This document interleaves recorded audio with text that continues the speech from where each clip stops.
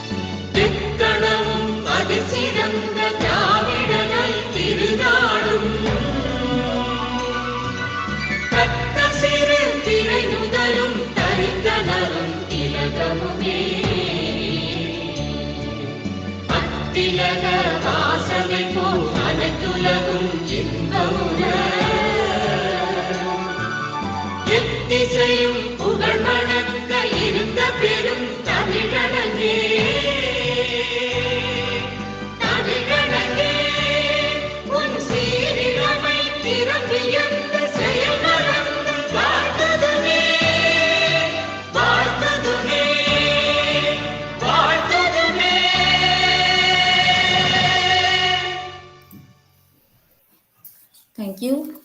To start today's proceedings, I now invite Dr. B. Karthikeyan, Assistant Professor, Department of Corporate Secretaryship, to deliver the welcome address and to introduce today's resource person.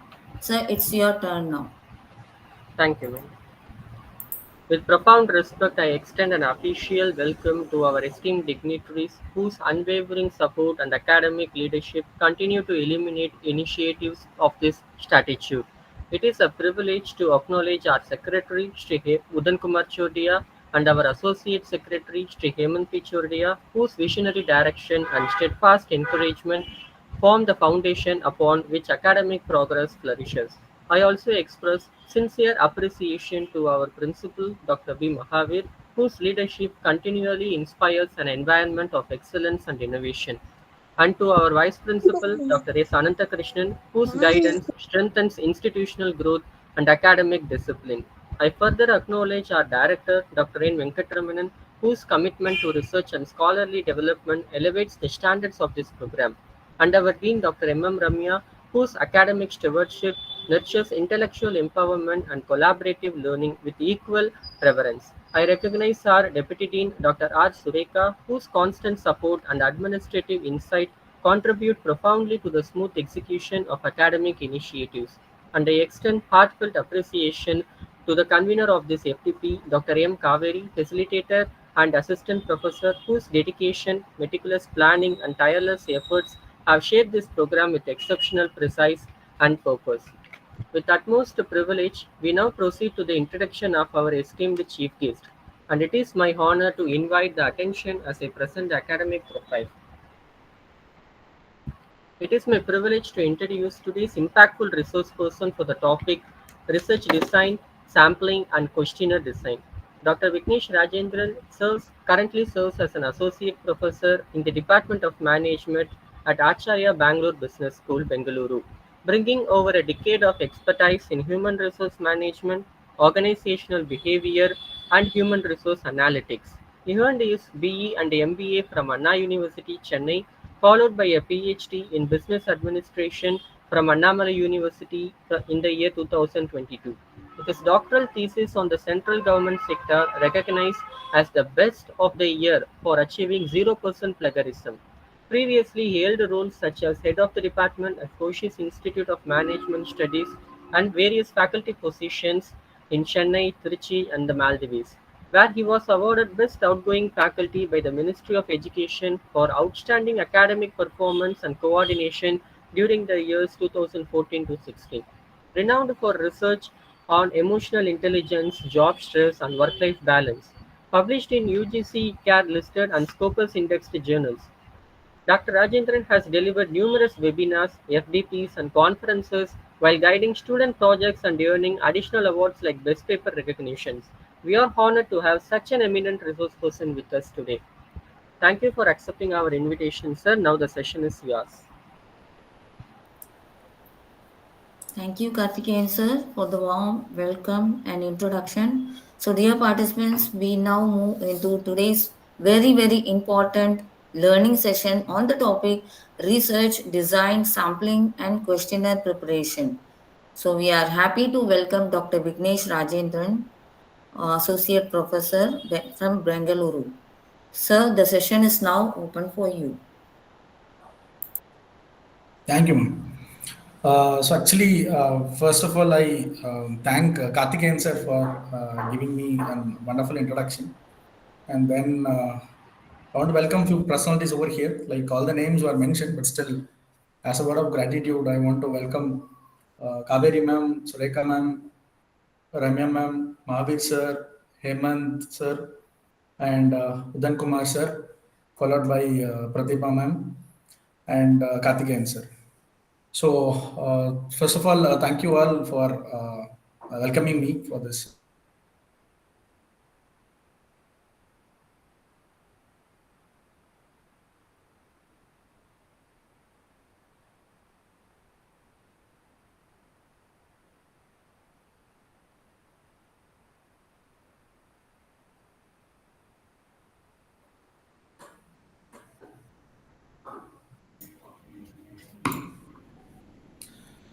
So we'll slowly start with the session today. So today's session will be related to the three areas, which is very important for any project for MBA or it is for PhD thesis, whatever it is. So first we will see today what is meant by a research design. Since I was a fourth faculty for this session, I know that previous faculties who have delivered might have thought a lot of insights related to research. But today, normally what word comes to my mind when we talk about research is curiosity. That is the only thing which drives towards the research, because any kind of research you do, people talk like we download some contents, we refer some contents, and we add up something. So a lot of things people are talking about, and nowadays the research things, when people speak, they are thinking that we are copying it from some other source, kind of. But actually, it is not that. Before going into this, one word I want to highlight for all of you is like we might have known about the word which is called as research gap. So research gap means any kind of research an individual is doing. Now I have done my PhD research into area with three variables. One is work-life balance, emotional intelligence, and job stress. So I'm making a thesis, I'm submitting this, and many enthusiastic PhD scholars are here. So if you are taking a topic of the same area, my way of approach will be something different, and you want to add something different. And always any researcher, it is any kind of researchers, top researchers, even we talk about any researchers in this particular globe we talk about, they do something and they definitely might not have covered some area. So the uncovered area we are going to explore, and that is what the main need or curiosity of any researcher it is. So I might have missed something that might be taken by some other researcher in future. So he might be doing something and that might be missed up, that might be taken by some other research in future. So it goes like that. So only one quality what you need for all the research scholars over here, I'm telling is the first thing is About curiosity. stay. So that is the first thing Say what you no. have to keep in your mind. Okay. Now I'll tell you what is called as a research design.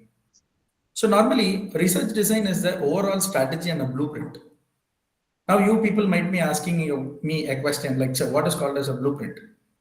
When you are studying schools like 10th standard, 11th standard, 12th standard, normally in 11th standard and 12th standard, when we are studying, the schools where we study might be giving a blueprint and they'll tell that in this particular unit, they'll be asking 2 2 marks or 4 5 marks or 2 2 marks and 1 10 mark. So, blueprint is what is going to be there in your research work that they are going to show it earlier. Okay, so when we have a movie, we call it as a trailer. Why the trailer is released? Like just to show that what it will be in the movie. So same research design is actually a blueprint which is going to show you what actually you are going to talk about or present in your research. So by seeing this, you will get an idea like, okay, this will be the points which are going to be discussed, or this will be the idea which is going to be showed by a researcher. So this is what the point is. Now, when we talk about this, there are a lot of things which we speak about in research design. So a lot of sessions are handled, 3 sessions already over. This is my 4th session. So I don't want to give much guidelines because the speakers who have spoken before me might have given some inputs or insights generally. But in this, I will tell you certain things. What are all things will be there in a research design? So here we are going to talk about the data sources, and we are going to talk about variables. We are going to talk about data collection methodology. We are going to talk about analysis methods, and all these things we are going to see today. Next, before going into this, I want to explain or tell what are the types of research design we have. Normally, when we talk about, as I told, that research design is something which is a blueprint of what you are going to do. You might be asking a question like, sir, what are all the types of research design? Because when we ask questions, I was guiding PhD students, and recently I got an opportunity to work as a reviewer for Q1 journal, okay, which is called as Journal of Global Marketing. And I was a reviewer there, and recently we have reviewed one article from China and one from USA, and I've given that manuscript corrections, okay, for the authors. So when I'm seeing that there are different kind of paper writing styles will be there. China write in their own style, US write in their own style. Okay, even in faculties, when we talk about, I was actually the head of the research here for the students. So I was in charge of students' research papers. And last 3 years, we have done really 200 research papers for the students. All over Tamil Nadu, most of the colleges, we have presented the papers. And Nirmala ma'am knows that in AMJ also, we have presented 4 to 5 papers. So that's what I'm specialized in, and we are making the students to write. So when they are presenting their main projects, or when PhD scholars submit the papers, when we submitted the papers, there will be a question normally people will be throwing to us when we are going to submit for an RAC meeting, whatever it is. They'll ask like, sir, what is the research design we have used? So first, initial times, we know that we don't know what is research, what is PhD. We'll be thinking, what is that? So research design means it is a kind of blueprint what you're going to follow. This will be coming under this 6 types of research designs. Okay. In this, normally, if you are taking very important research designs I have taken here, which is going to be important for any kind of researcher. First, I'll tell you what is a normal type of research design, what people or scholars use. Then I will explain the other things, because most of the times I suggest to the students and scholars also to go for using descriptive research design, that is mentioned at number 2. Because why I am mentioning first the normally used descriptive research design is like, descriptive research design means you are going to study about the characteristics of a particular population.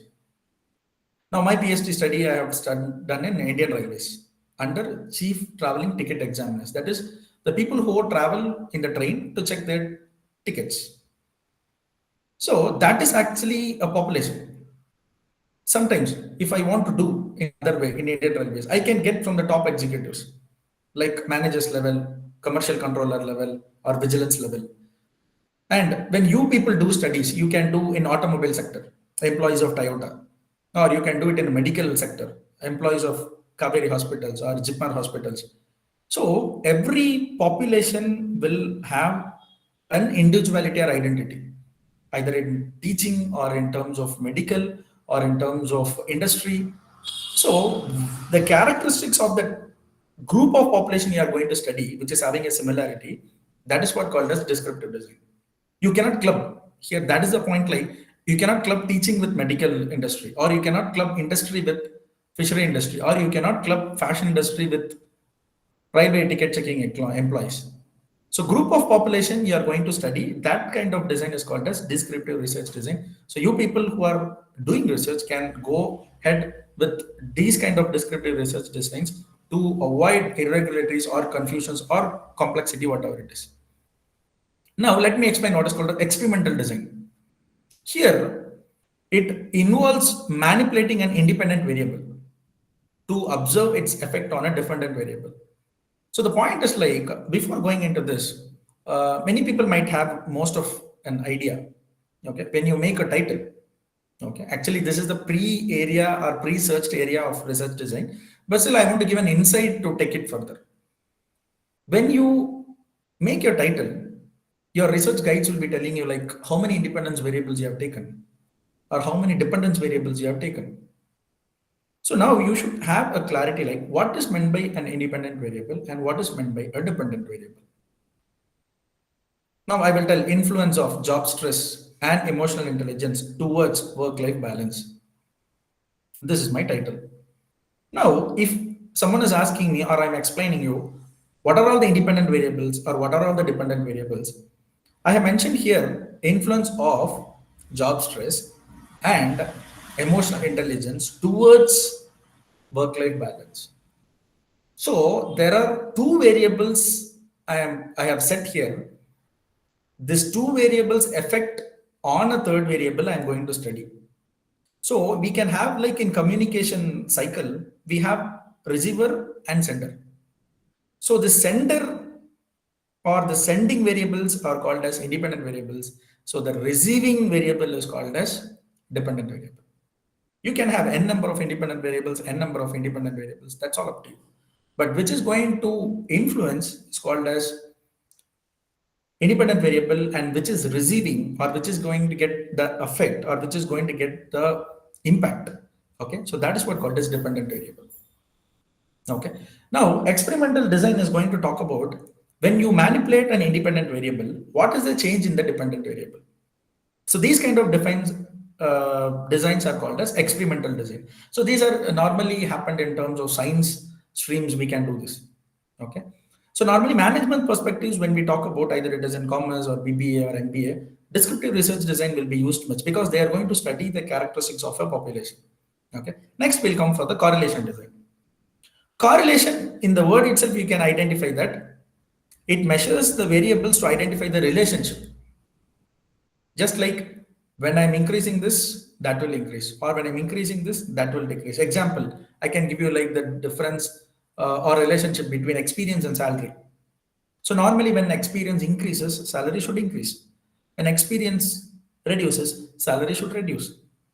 So that is what correlation design. You are going to check whether the change in one variable is affecting the other. Okay, as like we have seen in experimental design. Okay, but sometimes in experimental design, the impact will be there, impact will not be there. But in correlation design, definitely impact will be there. Okay, so that is the one difference. Next, we come for longitudinal design. When we talk about longitudinal design, the word itself tells that longitude, latitude, we have seen in weather conditions and all. So repeatedly observing the same group of individuals over an extended period to examine how variables change over the time. Now you can see that when we are in 10 years, our picture will be something different. Okay, our metabolism will be something different. When we come for 20 years, our metabolism will be something different. When we come for 30 years, our metabolism will be something different. So like this, in a frequent interval, you are going to do that study again and again.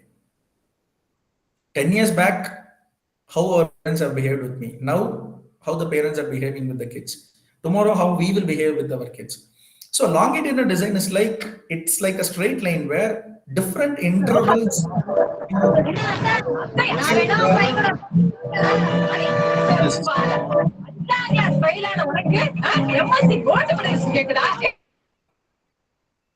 Okay. So somewhere there is a small glitch. Fine. Now it's Sorry, clear. sorry for the disturbance, sir. Sorry. Yeah, no I issues. don't Yeah. know. No Someone issues. have Okay. unmuted. Okay. So, longitudinal design is this. Okay. So, repeated observation. Then we come for exploratory research design. Exploratory research design is very simple. Okay. It is a preliminary and flexible research. Okay. What it will be there, like they will take some kind of study, make 5 or 6 questions. Okay. Take that valuables and put it across. We can tell this one like a feedback link what we share. Just 5 to 6 questions will be there, and they will be taking across all these values, and then they will be taking a call. Very simple. Observational design. It involves observing and recording the data in a participant natural setting without manipulating the variable. So what will happen is like they will collect the data on one side, other side they will not disturb the values or perspectives. Now what I'm telling is like two people you are going to study the characteristics. One might be a student in a class, boy, and another one is a girl. We will take. Observational design is like one side we will study, one side we'll keep it constant. Now, for this 1 month, I'm going to observe that boy continuously. I'm not at all going to observe about that girl. 1 month over. Next month, I'm keeping this guy constant. I'm studying only about that girl. So, observation design is like one side we are not manipulating the variable, one side we are manipulating, or one side we are observing. Okay, so this is what called as observative design. So one more is there which we call it as here. Okay, so normally 6 we have. Okay, so initially I told that it was 7 to you. So all the 6 we have here. So I think somewhere you got an idea. So scholars kindly take it into consideration. Like descriptive research design will be helping for you to explore the characteristics of a group of population. Okay, when you go for a specific industries, this will be so much helpful for you. So next we come for the important area which is called sampling. So recently it is for actually a joke I want to tell you, then I want to come back.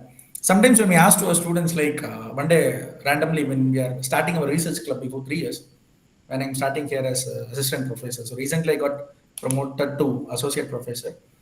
So when we are starting that time, I was asking to one of my student in a research club, hey, can you tell me what is the population? And he was telling about the population of India. Okay. So according to him, according to the student concept, even when we are there in that particular point of time, before 7 to 8 years or 9 years when we are starting PhD, we also don't know what is population and what is a sample. Now, to be clear, I will tell you population means you are focusing on some industry or you are focusing on some area where you are going to get your primary data. Okay, you know that when you're starting about this, first I want to clarify what is called as a primary data and a secondary data. So I thought of actually taking it as an interactive session to get more questions with you people, but actually the point is we have very less time, so that's why I'm not interacting. So don't take me wrong because I want to tell all the things what I have with you in this 1 hour. So hope you're not taking it wrong, and I'll proceed further. Okay, because if you're going for an interactive session, it will take much time and don't want to disturb anyone out of working hours. So I'll make it simple, and at the end of the session, we'll have this discussions if you have any doubt. Now, population, we'll come back. Okay. So population means any industry you take, any area you take, when you are going to collect your data, data means actually the input, what you want to do something. Now, when you talk about data, there are two types of data. One is primary data and another one is secondary data. Primary data is the data which you are going to collect first time from the sample or first time from the population. Okay, which is for the first time. After getting it and we use it somewhere, after that, when that is used by or downloaded by referred by any individual, then that becomes as a secondary data. So ChatGPT, Gemini app, libraries, hard copies, textbooks, reference books, materials, all these things what you get it are called as secondary data. Primary data is the data which is collected first time from a population or a sample or a respondent. Okay, hope you all are clear. Now, population means that total number of people in that area. Now, I want to get the data from ticket checking examiners. I told you already. In that, since my father was actually a retired general manager, I could get the help from him to get the data. In that, when I'm making a small survey and I'm collecting the number of ticket checking employees, totally we have nearly 3,226 employees, 3226. This is my population. Means my study area total number of people are 3226. But I cannot go to 3,000 people and collect the data. So what I did is like, in that particular population, you have to apply this sample size formula to get your sample size. Okay. So this is actually from the Cooper. He was a researcher. He has given this formula. So you people has to use this formula to find out your sample size from your population. Now I have given clearly, okay, like in the down we have NS required sample size, that is on the left hand side. Z is equal to value of standard normal variable. So from the tables, algorithm tables, you can get it for the confidence level of 95, that is 0.95. Okay. P is actually estimated fractional population of the subgroup. So that I have already given as 0.5. And the margin of error will be 0.05. So E value is there, P value is there, Z value is there. Put it across and find it. And this capital value is actually the total number of the population. And small p is actually the fractional population. Okay. So Z is 0.95. P is actually my 3226 value. And small p is actually 0.5. E is equal to 0.05. If I'm using all this, I'll get my sample here. So my sample has come nearly 386 approx. So what I did is like, since to make round figures, I converted my 386 into 400. So population is the total number of people whom we are setting as target to get the data. But because of time constraints, to improve quality, to not to repeat the data, we convert the population into sample. Okay, and that sample is calculated through this formula, and that we make it in a round figures. Okay. Now, after this, as I told you, there are some kind of research designs already available. Now we are going to talk about the sampling techniques. First is probability sampling, second is non-probability sampling. In this, when you're talking about probability sampling, what I suggest for all of you is like, kindly go for simple random sampling. And when we come to non-probability sampling, kindly go for convenience sampling. I'll tell the reason why. Okay. Now, we come for simple random sampling.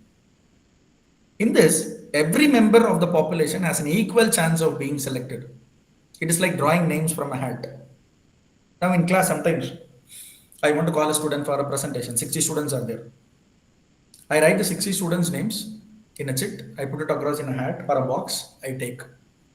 So everyone has an opportunity to come. This is what called a simple random sampling. I can randomly pick anyone in that particular group or a gang from the sample. Number two, systematic sampling.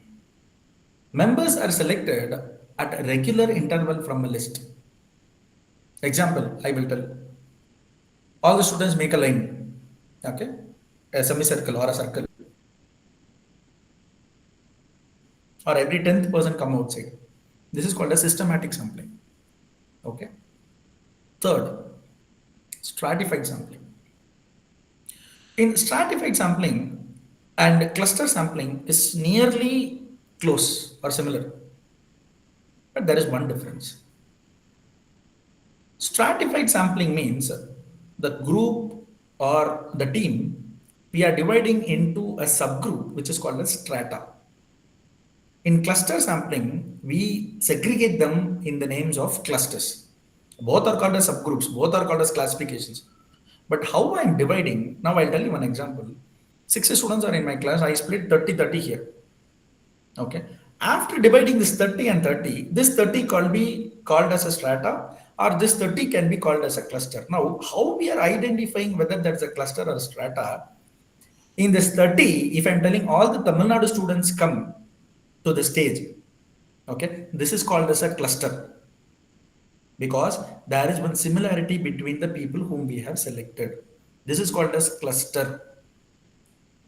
But in strata, I generally tell that all the boys come to the stage in this group or all the girls come to this group. This is called as strata. Or sometimes I tell That last bench guy, middle bench girl, first bench boy, you come. In the subgroup, I can take however I want people. This is called as stratified sampling. But in cluster sampling, I have a similarity. Or I can tell the students from Karnataka come, students from Kerala come to the stage. So that is one similarity. I pick like that. So that is the difference between the strata and clusters. Last one, multi-stage sampling. Multi-stage sampling, like it is a combination of multiple sampling methods. Now I will tell I can use simple random sampling and systematic, or I can use simple random and stratified, or I can use simple random and cluster. But the point is like you can use however you want sampling methods, but it becomes little complex. After completing a PhD, you go for any kind of research. Now, actually, recently I was trying for this postdoctoral fellowship, and recently I have cracked one interview. Okay, and nearly it is done. Most probably within 2-3 months, I'll get the offer in Europe. Okay, in Australia for a postdoctoral fellowship, and only one medicals and personal background verification is pending. So most probably it will be through. So in the postdoctoral, two things what they're expecting from me is like one is Python and R programming languages, then followed by research papers. So for all the research scholars I'm telling here, like, and all my respected fellow members also, like, research papers are very important. Also, in research papers, also they are expecting top listed journals like Q1, Q2. Okay, so this is the issue. Like recently, we have completed 2 Q1 journals. Okay, and nearly 10 above science we have, and 10 APDC we have, Scopus we have 10. Why I'm telling is like you should know actually what actually research is and what is the expectations of top universities. So initially, when I started before 3 years to search for postdoctoral, I couldn't get what they're expecting actually. So now I got to know somewhere this is the expectations. So 10, 10, 10 in top listers journals. In that we have 2 Q1, 2 Q2, okay. Or in ABDC we have A categories 2 journals, B category 2 journals. So when you do a research paper, kindly stick on to the standard of the journal. Don't write simply a kind of research papers which will coming for Q3 or Q4 or C category or D category. See, this may be actually counting for our appraisal for faculties. We know the struggles. Okay, so don't take me wrong, but I'm telling like what was the expectations, because as a fraternity, we should understand where we should develop. So this is what the thing we should expect. So just not only for counting purpose, we should look for the profile also. So that is what in the top level they expect. So now these researchers, I can use all this kind of samplings, clubbing samplings. That's what we call it as multi-stage. But initial category, when you are a PhD scholars, kindly look on to one kind of sampling so that your research comes very easy for you to complete on time. Okay. So next is non-probability sampling. Here, as I told you, first is convenient sampling. Convenient sampling means in any way you can select the sample. Now I go to the class, 60 students are there. I call first bench and last bench, come. I'll get your samples. Convenient sampling. I call them according to my convenience. Next we have this quota sampling. Here, the researcher sets a quota for the number of people to be selected from different subgroup. But the selection with those quotas is not random. Quota, you know that we have seen this cluster, we have seen this stratas. Now we are going to talk about this quotas. Kind of benefiting people, kind of benefits. I tell all first 10 ranks come in a group, all next 10 ranks come in a group, next 10 ranks come in a group. This is called as quota. Either I want to select them, I can select. If I don't want also, I don't want to select. It is not mandatory that I have to select. That is quota sampling. Next, purposive sampling. The researcher uses their judgment to select a sample. Judgment in sense, most of the faculties we think like the students are sitting in the first benches or studying so good, or the students who are sitting in last bench are not studying. Okay, so it might or might not be, again hypothetical. But still, with the judgment, if you go, you will select some samples. Now I go to the class, I always scold to the students who is not at all opening the mouth, having a judgment like if I'm scolding that boy or girl, he will not reply me back. But I have a judgment like if I'm talking to this guy, he will reply me back. So I don't want to talk. I don't want to scold. I don't want to ask him anything. So with this judgment, you go and start collecting data. You will be doing a type of sampling which is called as purposive sampling. When my father gave the numbers of all this ticket checking examiners in Tamil Nadu, like I was asking him first itself, like, which person will give data easily? You tell this, I'll have a tick off and I'll approach these people first directly. And who's not responding properly, I'll give it in online and collect. Because when I collected data, it was actually a peak COVID time, 2020. I collected data, and 21 last I have submitted my thesis. 4 years it is done. Okay, so the point is what you are going to keep in your mind to collect the sample. So these kind of various annotations or preconceived notions what you are having in your mind leads to the type of sampling which is called as purposive sampling. Next, snowball sampling. Snowball, in the word itself you can understand that you are going to ask a reference from your sample to give some other person for the data. Now I call one ticket checking examiner and I collect the data. Maybe his name is Ramesh. At the end, when he's submitting, I'm asking, sir, Ramesh, sir, please give me one more person contact to get the data. And he is telling that, okay, I'll refer Kavita ma'am. I am going and asking with Kavita ma'am, and I'm asking with Kavita ma'am to refer one other person. This is the chain. Okay, that's what called a snowball is. In snow, if you see, you cannot stand in one place, it will be always slippery. It will be moving from one place to another. So snowball sampling is same, like you are moving from one person to another, one person to another to get the reference and do the survey also. So that's what called a snowball sampling. Now we come for the third area. So research design is done, sampling is done. Next is the climax, which is called as questionnaire. So we all know that what is a questionnaire? So it is a research instrument. Okay, we call it as research instrument, which is going to have the set of questions for the purpose of gathering the information. When I was taking my PDF interview, that dean of that university, the ma'am was asking, like, Vignesh, can I see a questionnaire? Yeah, ma'am. She was asking a lot of questions. I'll explain you. When I'm going through the slide, I'll tell. That until I want to share with you, because you should know what a questionnaire is, how a questionnaire is framed, and how the questionnaire is done. Okay, so very, very important thing in a project, I will tell you. First is your research gap. Number one, these are the hardcore etiquettes, we call it as, or strong pillars for research project or a thesis. First comes your research gap. Second comes your title. Third comes your objectives. Fourth comes your hypothesis. Fifth comes your research design. Sixth comes your questionnaire. Okay, and seventh comes your statistical tools. And eighth comes managerial implications. Okay, we'll see one by one. Okay, recently many of the theses, they are not including managerial implications, and when you are submitting our projects or when trying for higher studies more than doctorate, many universities are looking for that managerial implications.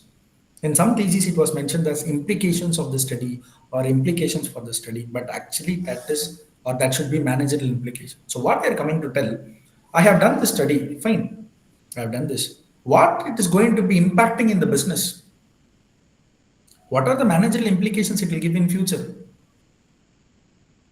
That may be used by any company, that may be used by any industry. Maybe we call it as top companies in the world like Tesla, or we talk about Nvidia, okay, we talk about Walmart. Managerial implications they start to take from top thesis in the Indian universities.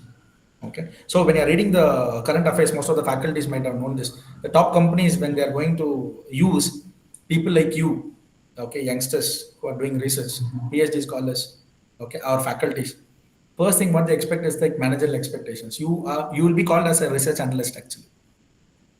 I have done this, what I have to do next, or this person has done this, how I can convert it to a business.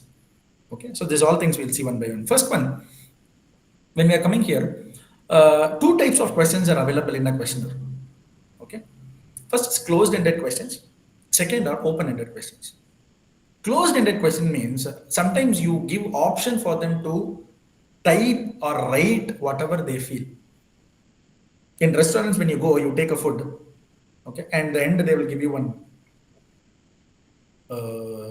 feedback sheet or paper or notebook.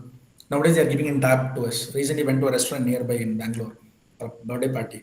We are giving a tab and telling us, sir, kindly fill this and give sir feedback response. That is free text response. You type something or you give something where when there is no criteria of filling something, open-ended, we call it as next.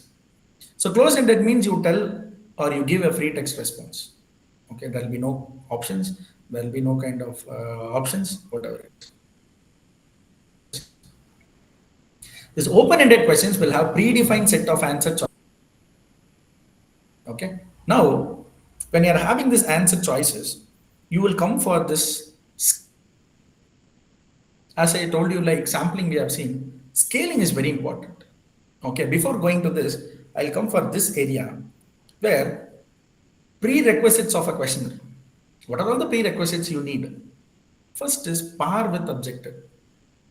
If I'm having 3 or 4, normally PhDs you can have 4 to 5 objectives to the max, that is enough. And you can have same combinations of five hypothesis statements. So objectives should match with questionnaire.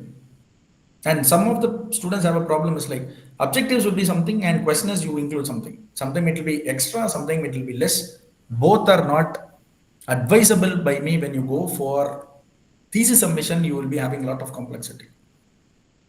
You have 4 objectives, make sure that one objective is having 4 questions or one objective is having 5 questions. So you should point out and tell that, sir, this is my first objective, for this I have kept 4 questions.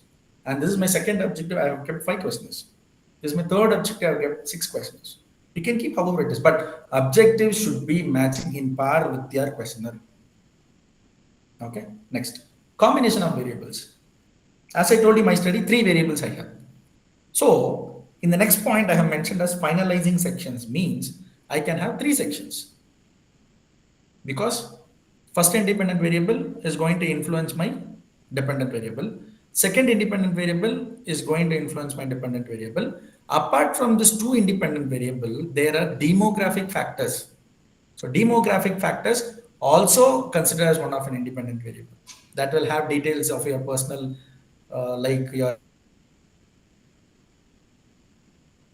all this. So independent variable 1 is going to influence dependent variable. Independent variable 2 is going to influence dependent variable. Demographic factors are going to influence dependent variable. So I'm having totally 3 sections. These 3 sections, I'm going to keep the questions. Very simple. Okay. So next, adoption of scale. So this is very important and interesting area because initial times when people are talking about what is the scaling method, I was thinking like for me, according to that, at that time, scale means we will have the small scale and long scale. Like one is of 30 centimeters again, another one is 60 centimeters. We'll think that is the scale. But to be frank, scaling is not that. Scaling means the way you present the questions. There is a format. That format is called as scaling method. Now, when I have gone through, sometimes your guides might be telling you, and scholars might be experiencing. They'll tell that go and see in this research scholars project or thesis what is the scale they have used. So I'll tell you some general categories of scales. Then I'll come here. There are 2 types of scalings. One is comparative scaling. Another one is called as non-comparative scaling.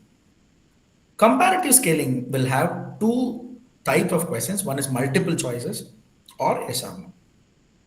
Here, my suggestion for all of you is like when you use multiple choices, give same type of choices for mostly all the questions so that you can do analysis in SPSS so that you will not have complexity. When you have 3 questions, 3 choice, 4 questions, 4 choice, another 5 questions, 5 choice, that will create some kind of dissimilarity and you cannot do analysis properly. If it is 4, set all 4. If it is 5, set all 5. If it is 3, set all 3. For the multiple choice I am talking about. So that you will have an easy way of compatibility to do your research analysis. So multiple choices will be there. Yes or no, mandatorily 2 options will be there. This 2 will be coming in comparative scales. And next comes through a little strategic or complex scale, which is called as non-comparative scales. In this, we have 3 types. One is Likert scale. Likert scales will be called as statement type of scalings where you will have 5 choices. Strongly agree, agree, neutral, disagree, strongly disagree. This is one category in Likert scale. Second category, highly satisfied, satisfied, neutral, dissatisfied, highly dissatisfied. So the most positive will get 5, the most negative will get 0. So it starts from 5, 4, 3, 2, 1. Okay. So, or 5, 4, 3, 2, 1 will be normal and fine. Okay. So most probably you are using it in that way. So highly satisfied is 5, satisfied is 4, neutral is 3, dissatisfied is 2, highly dissatisfied is 1. And in agree you take strongly agree 5, agree 4, neutral 3, disagree 2, strongly disagree 1. So Likert scales 2 categories. Done. Come for semantic differential scale. It will be categorized from good to bad. It will be like very good, good, neutral, bad, very bad. 5, 4, 3, 2, 1.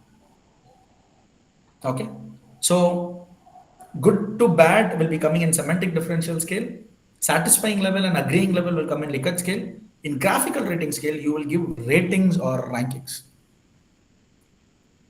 Right, I'll give 5 choices to you and tell that, tell me which one quality is very important for a speaker. Let me give you 5 options like voice or tone, content, material, speed, communication, or body language. In this pie, you have to give ratings. This is one, this is second rank, this is third rank, this is fourth rank, this is fifth rank. So one will be taken as top ranking. So this is what called as graphic rating scale is. Based on the ranks, you give ratings. Okay. Now, one important thing is any type of scaling you are taking, that should be definitely referred from some of the research thesis. And when you are talking about that in your research design, you should mention that this particular scale of this section has been taken from this particular thesis of this particular year in this particular university. When I was doing my scaling for this emotional intelligence and work-life balance, I have taken a scale from Professor Saidya. So Kerala professor. He submitted in Indira Gandhi University. So I have taken that scaling and that I have mentioned in the down like this scales are adopted from this particular thesis. And when I'm merging or when I'm using my emotional intelligence with demographic variables, I have mentioned that this particular scale was taken from Dr. Narmata, okay, and her guide name from IIM Bangalore on this particular year. So this is what you have to take the scale and mention that scales also. Okay, so that is what questionnaire is. You cannot keep like that and tell that this is my scale. Reference scale you have to mention. Next, we are coming for adoption of scales. That is done. Pilot study. When I'm talking about the word pilot, many things comes to our mind, like the person who drives an aeroplane or a flight. And there is one place in between where he's sitting, which is called as cockpit. You all know that the nose part of the flight, we call it as cockpit. Why means when you're taking this kind of areas, that particular place is in the front, passengers will be behind. So why they have taken the meaning of pilot study is like any study you make, you have to give this questionnaire for a review. Normally when movies are made, after the direction everything is done, sound dubbing is also done, they'll call one team, maybe hero, heroine, or top directors, top singers. They will sit and watch the movie. And then they'll give their review like this movie is good, this movie is not good. Here it can be a correction, there it can be a correction. All these things they speak. So that is what called as pilot study. So what I've done is like 30 questions I have done taken and I given it to some of the ticket checking examiners in different sections in Tamil Nadu. And I've got the responses and they have given some corrections. One person told that so much questions are there. One person told that the standard of English is very high. One person told that you can give in local language also. One person told that there is some repetitive of questions. So everyone are telling one thing. Someone is telling, Mr. Vignesh, we are facing all these problems. You can have some questions in this area. So all the suggestions you could make a note in the pilot study and implement in your questionnaire. And after implementing, now this has become some standardized questionnaire after getting all these corrections, additions, deletions, and all. After this, we have to go for a test which is called as reliability and validity before sending this questionnaire to your sample. I don't know how many people have known about this, but this is very, very important. Simply, you cannot take and you can proceed. We are taking it, we are proceeding for a pilot study, implementing all the additions, deletions, and then we are going for a reliability and validity study. Finally, that has to be passed to your sample. Now, let me tell what it is. Reliability and validity test for any questionnaire, there is one parameter which is called as Cronbach's alpha. That value must be greater than 0.60. So people will ask me next question, sir, how to calculate that Cronbach alpha, where it is there? You all people might be knowing about this SPSS software, okay? Most of you people know that, and the sessions were going related to this. So in SPSS, the Cronbach alpha value, how to calculate is, go for that particular sheet and you'll have one taskbar in the top which is called as analyze. From there, then you click, it will take you to scale. From there, you click, it will take to reliability analysis. Then you copy paste all your questions in that particular sheet and you give your enter button, automatically it will show the value. So I have got 0.76 for my study. Since it is greater than 0.6, my guide told that you proceed for the circulation of your questions and start collecting it. Like 200 can be in online and 200 can be in offline. That is done. And before sending also, one thing you have to keep in mind is like you should eliminate the biased questions. So this suggestion most probably will be given by them, but sometimes they will not check whether the questions are same. It happened with me also, like then finally I checked it and I removed it. Because when PhD level you are coming, you will have at least 70 questions, 80 questions, or 100 questions, 120 questions in statements when I'm telling about. It will be there. Sometimes you keep statement level of questions, 10 to 12 statements, they will be there in a scaling method. So check individually and properly with Control F, keeping copy pasting that question and checking whether the same words or same question is repeated in some other way. That is done. Next, we come for the mode of data collection. Two methods of data collection is there, as I told you. One is online and another one is offline. Now, online method, you know that you are giving a Google Forms and collecting it. Offline method, you are going and collecting as a hard copy. Disadvantages or problems are there. Make sure that when you are giving in online mode through Google Forms, make sure that every option should be filled, then only it should be proceeded for the next question. Otherwise, what will happen is like sometimes options will get skipped and you cannot fill in between. So that is one thing. Second, when you're going for hard copy collection, make sure that you are getting answers for all the questions properly and ticking it and then bringing back. Sometimes in busy, you will miss one sheet or two sheet and you'll proceed for, or you will bypass for. That you have to check. Finally comes data analysis and statistical tools. This may be some SPSS. The speakers are teaching about you all this. Okay. But one thing what I want to tell is like data analysis, you can use it in Excel sheets and normally you can use in SPSS or SEM also. These are the three normal statistical instruments we use. But normal test, what we can do is like correlation, regression, ANOVA. Then we have this factor analysis. Okay, so all these things you can use it across. Okay, so that the analysis comes in a perfect way. So these are all the normal things what I want to tell you. Okay, so exactly it is on time. We have completed all this. So I was guiding PhD scholars also. Okay, so most probably at the end we can see here how all these things are happening. Okay, and I'll share my contact number also in this. So faculties who want to actually correlate related to this research or PhD scholars who are struggling to get any kind of information. So okay, I can help it across. And I was getting to know that one of the research scholar was talking initially to ma'am that he was in Bangalore, I guess. So people are in this locality also can get the things because I'm not telling that I was so much good into research.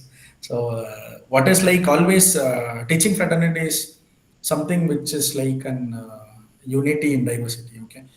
Finally, at the end, we only have to support for ourselves because many places we are seeing it is like the value or the pay what we are getting is not up to the mark, okay, in our country, but still we are struggling hard to be in this greatest and noble profession.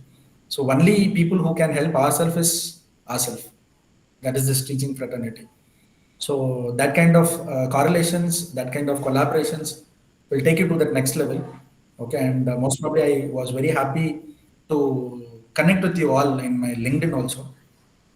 So I'll share my number here. And guys, I um, was very excited and also happy to see this crowd actually, to be very frank. Because when I'm seeing this initially, I was expecting that only 20 or 30 people will be there, but now see 120, 112 people were there. Very happy to see, and that is actually a very big success for the management and commerce department of AMJ College. Okay, and my LinkedIn profile will be Dr. Vignesh Rajendran. Okay, same, and you can just type as Acharya Bangalore B School in LinkedIn. It will come, and I was very eagerly waiting for you all, you people, to connect there, because I have set one system here, writing research papers with students. Okay, that is one limelight idea. It is coming very good nowadays, and for any conferences in Tamil Nadu, it is happening like faculty scholars and tell Vignesh, these are three Sir, can you share your LinkedIn profile link, sir? yeah, sir. One sec. Yeah, okay, sir.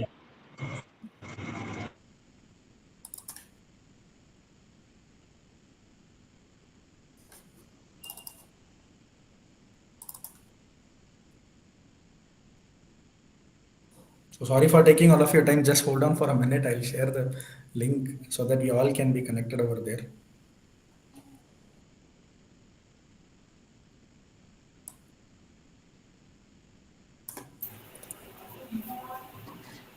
Sir, thank you for being approachable and willing to guide participants even beyond today's session. So that's a good thing.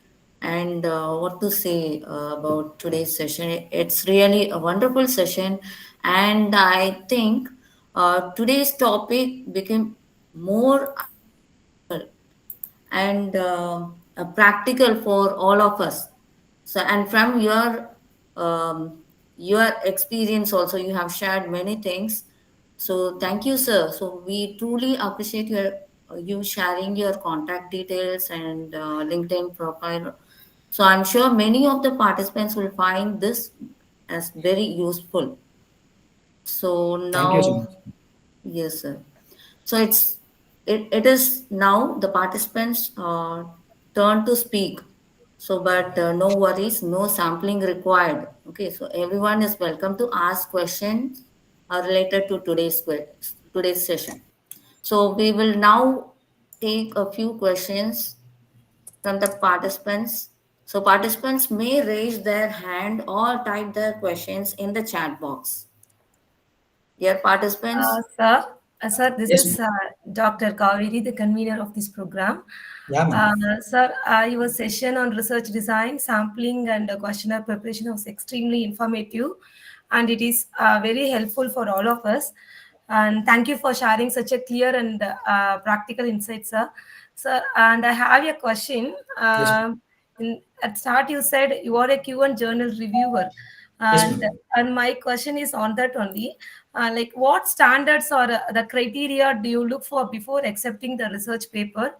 And from your experience, what kind of writing style or structure makes a manuscript the strong and suitable for publication in the Q1 journal or a Q2, Q3, Q4, nothing, whatever it may be?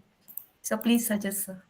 Yeah, ma'am. Ma'am, actually, these kind of questions only faculties will ask because that's a standard level questionnaire. Because we are supposed to, we are Yeah, supposed to. I'll tell you. Yes, sir. Ma'am, actually, not only for faculties, for all the research scholars here, Okay. for Q1 journals, they are expecting, when I was forwarding my profile, they're asking my journals which I have done. And from that, what feedback I have got is they are looking so much for a review of literature. Okay. And review of literature should be recent. At the same time, like what type of research papers we are referring is very important. Okay. So when we are referring, problem is like we just go to. So I'm not telling anyone wrong here. Please don't mistake. I'll take myself as example. Okay. Anywhere we go and take a review, we are thinking like we need 10 reviews or 20 reviews. We just go to the kind of sites where we could get and we are downloading it. But when we want to submit a paper in review, P1, or if I want to become a reviewer also, the paper should be concentrating on the papers which is already published in top listed journals. That quality Okay. they are expecting. Okay. So that is first thing. Now, as a candidate who is taking the reviews from a normal colleges in India, will take it for example. Some kind of reviewers or some kind of scholars who are taking papers from the countries like US or UK and So top Indian. mostly we are taking from the peer-reviewed journals instead from Scopus or Elsevier, whatever the thing may be. Yes, So ma'am, and because that should very be few papers, actually recognized. very few journals are open to all, and others are asking for the payment. So most of them are going for the peer-reviewed journal. Yeah, ma'am. But this actually we know the struggles, ma'am. That's what I'm telling in session also. We know the struggles in India to be a professor, but in abroad, when you go and submit your profile for a reviewer, or when I submit for the papers, one advantage for top premier institutions professors is like they get this kind of cracking versions available in their libraries, but Okay. we doesn't get that. Yes, sir. So when they have that access, they can get any country journals within seconds in their laptops or systems, which we are feeling lacked. That is why the professors, whoever is having so much talent, also when you are working in normal institutions where we cannot pay money to crack these Yes. versions, we feel difficult actually to put the papers in Q1, and that is why it is getting rejected. And that is one problem where I was when I'm reviewing, I am seeing this. What is the practical problem of rejecting the paper? Okay. And second, what they're expecting is like hypothesis, because in any context of research we are speaking, which is an unspoken area in research, is like we are thinking that hypothesis is just to check or compare two different perspectives in a question, maybe a variable or a what it construct, whatever it is. Okay. But the hypothesis comparison also they are checking it, like which two different factors which are comparing, that should have a kind of standard or qualities, not just we compare only between age and salary, or we talk only between experience and So that is family. based on the topic we are choosing. So if the age is very important for the topic, means we will choose the age. So that will not be the exact one, right, sir? But point is like, no, ma'am, when you set your title, no, ma'am, the Okay. way these papers, Q1 and Q2, they send the papers, the title is completely different, ma'am. And we couldn't even find which is actually the independent and dependent variable. Their way is like this. And recently I've got one paper where they have studied about the Digi smart cities. Hello. Yeah. So they are talking about Digi smart cities analysis of 110 cities in China. That is what the topic is. So Okay. to see that what is actually an independent variable, a dependent variable, that itself took 2 hours for us, like where they have mentioned that. So the point is hypothesis also they are giving more preference, like more hypothesis they are expecting, not like Okay. one or two. Reason I have seen one paper, they have 10 hypotheses. Oh, oh. 10 they had. And their paper itself, the manuscript itself is coming for 40 to 60 pages, including the reviews. Okay. So this is the second thing where hypothesis. And third, the writing style. When you are getting in touch with any kind of peer reviewers, ma'am, who are actually reviewing these kind of journals, it will add some quality. That's what I'm telling. When I started to write Q1 journal, I was having a tie-up with some of my professors who are actually a peer reviewers. So Okay. now when we are writing a paper, for example, ma'am, automatically you will get that and you can share that to your scholars. So I think only one tip or idea what I can give for all of us here is like try to get some papers published in Q1. And second is like you can be a author along with the person who is publishing Q1 for one or two journals, so that after getting idea, we can itself start writing it. So that's what my Okay. suggestion is. Thank you, sir. Thanks a lot, sir. Thank you, ma'am. Thank you, sir, and thank you, Madam Kaveri. That was very I have meaningful one and more relevant question. question. Before going to that, if anyone has given the questions in the chat box, Yeah, Yeah, ma'am. Can I yes, clear ma'am. it that before clearing the query? Yes, Actually, sir. Yeah. as Sure, sir. So, Mr. Suhas has asked, if, for example, I'm in computer science background, and if I want to do a research paper, can I choose to make a better paper to publish on INSS and I or Scopus or any good journals? Scopus. Yeah, you can do it as well. That is not a problem actually. And what you're actually expecting, can you speak up so that I can get what is your exact doubt? Yes, Suhas Saital, please unmute yourself and please. Because I'm not getting exactly what is the question. So if you're speaking, Hello, sir. yeah, good evening, Suras. Good Please go evening, ahead. sir. So, it's like, see, in computer science, we have various kind of research happening right now. Like AI is one of the booming one, IoT is one of the booming, and we have Li-Fi, lithium fidelity. So there are many areas which is booming right now. So Okay. if I want to take any good research papers, if I want to get any good idea about the research papers, where do I can find the better one? Like to do better research paper for my See, uh, actually, it is not only the area we talk about. Normally, we have lot of sources. No, like we have this PhD thesis in Shodhganga, then we have this scholarly articles in Google Scholars. yes, Okay, yes. lot of places we get it.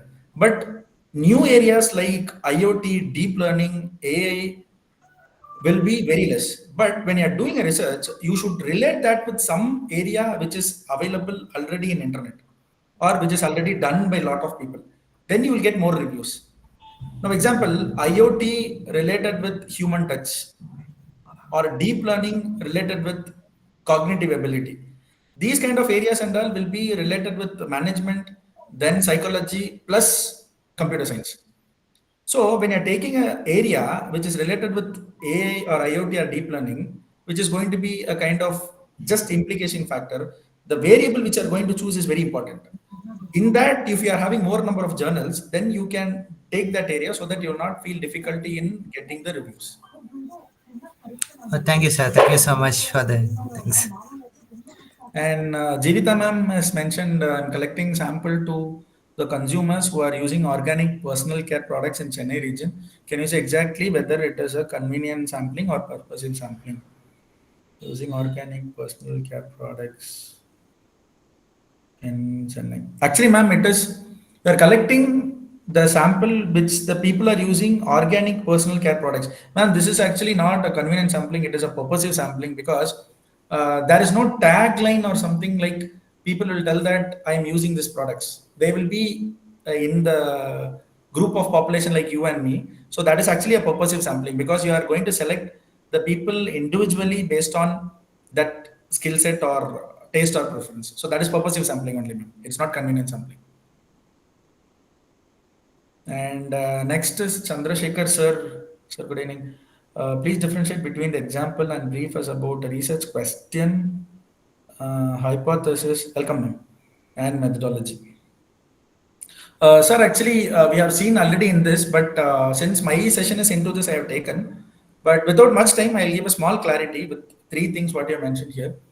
Sir, research question is something like what is the reason which made you to make that research gap? So already I told the research gap is something which is missed by the researcher in all the reviews what we have taken. So if you're taking 20 reviews, 30 reviews, 40 reviews, and 50 reviews, every review will be missing something. So if you're collecting 50 reviews gap, in that you are going to frame something in common. So that might be your research questions. Maybe 20 people have missed something. You cannot put all the 20 over there. So what you can do is like two or three things what people have missed in their old research. We are going to collect it and we are going to make it as a research questions. So that is research question. Hypothesis depends on your study areas. And then second is like how much hypothesis you set in your study, that much you will be getting your quantitative surveys in your book. That is, it starts from 200 pages, for example. When you're increasing your hypothesis, all the related statistical tools also will be giving more inputs. So normally I tell like you can have 4 maximum to the 5 hypotheses here. So when you are making hypothesis, one technique I'll tell for all the research scholars here. First, categorize your independent variable and dependent variable.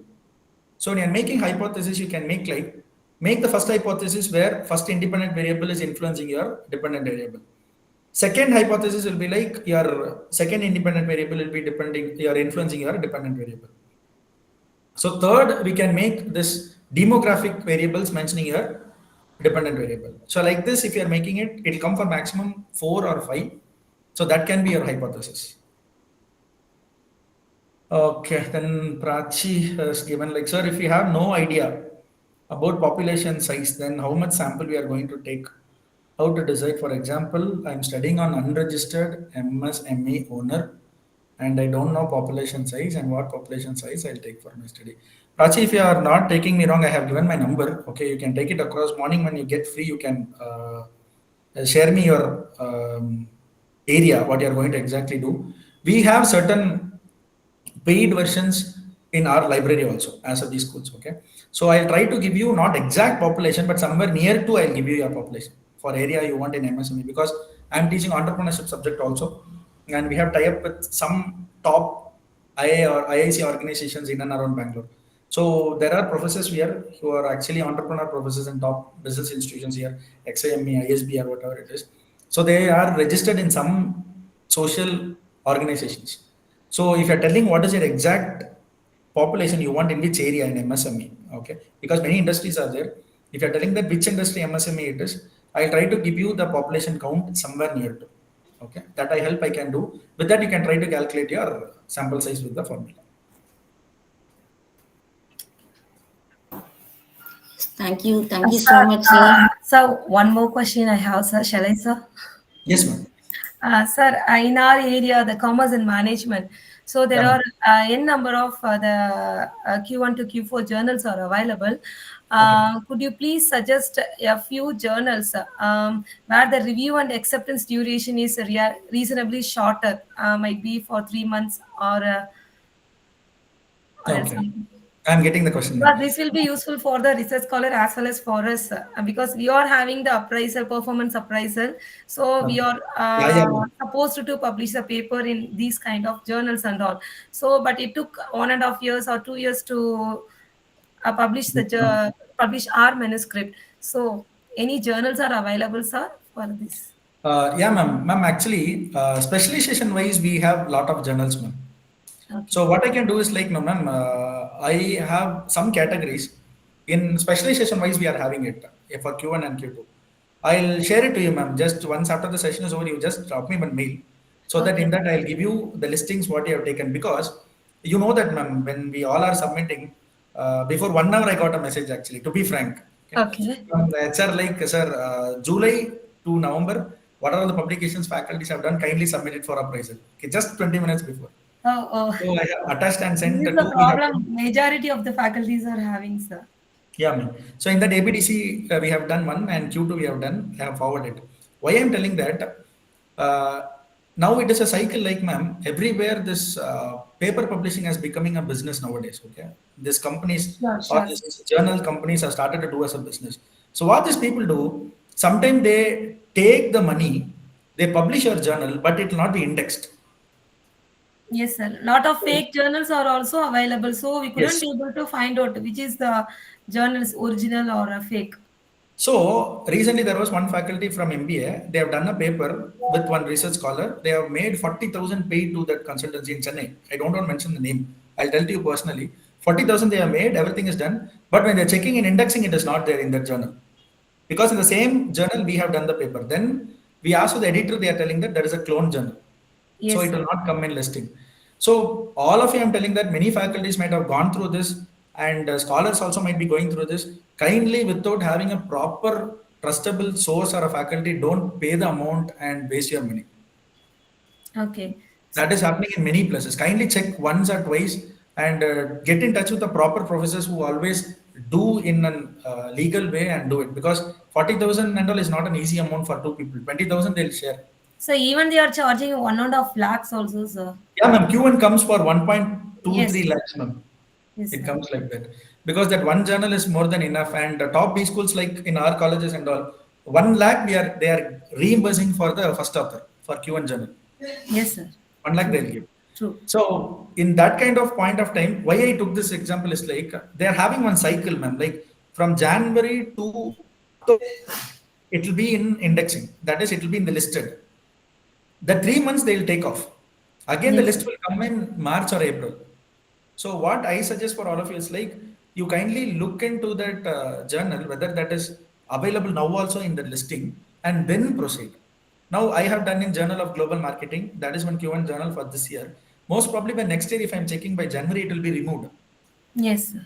So what they will do now, without knowing this, they'll pay the amount by thinking that it is already there, and when it is coming in indexing, it will not be there. So proper time to publish is February, after February, that is from March till October, you can publish. So kindly give a gap from November to February. That is the time where all these journals will be removed of. So that time, don't publish any journals. Kindly keep in hold.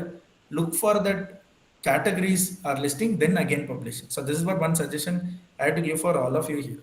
And definitely I'll share, ma'am. Specialization wise, I'm having it. I'll share that Excel sheet once after the session is over to your mail ID. Thank you, sir. Thanks a lot, sir. Thank you, sir.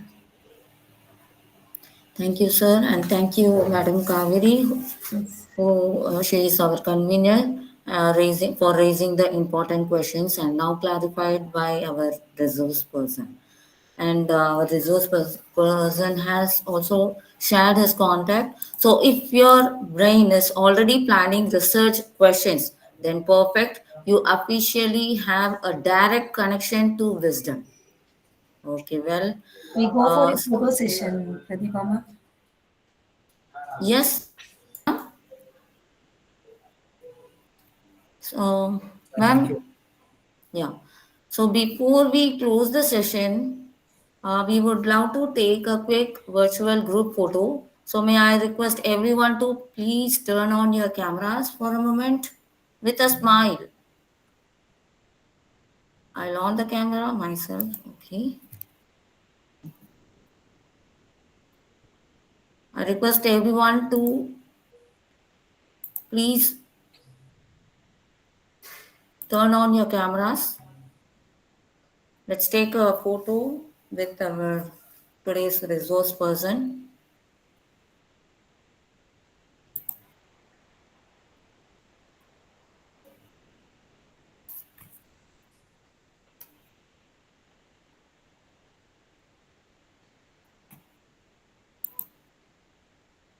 Okay, Not sir. many have turned Kathy answer, on is their that you? cameras. I Yes, request ma'am. everyone, press it over. Yes, ma'am.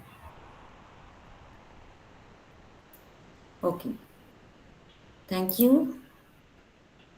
So that's great. Okay. So, and also a gentle reminder, the feedback form will be shared in our chat box and please take a moment to fill it out. Okay.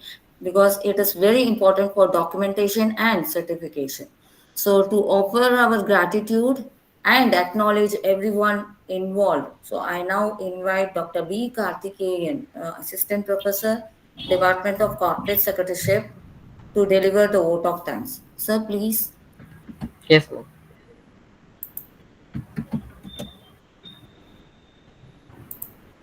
It is my privilege to deliver the vote of thanks on this meaningful occasion as we bring to the conclusion of day 4 of online International Faculty Development Program on Research Methodology, Statistical Tools and Structural Equation Model.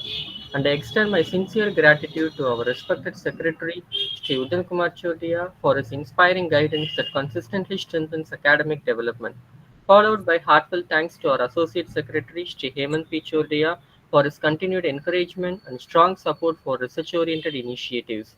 And I offer respectful appreciation to our Principal, Dr. B. Mahavir, for his motivating leadership and constant academic reinforcement. And I record my thanks to our Vice Principal, Dr. S. Ananthakrishnan, for his valuable guidance and administrative support that enhanced the smooth conduct of this program.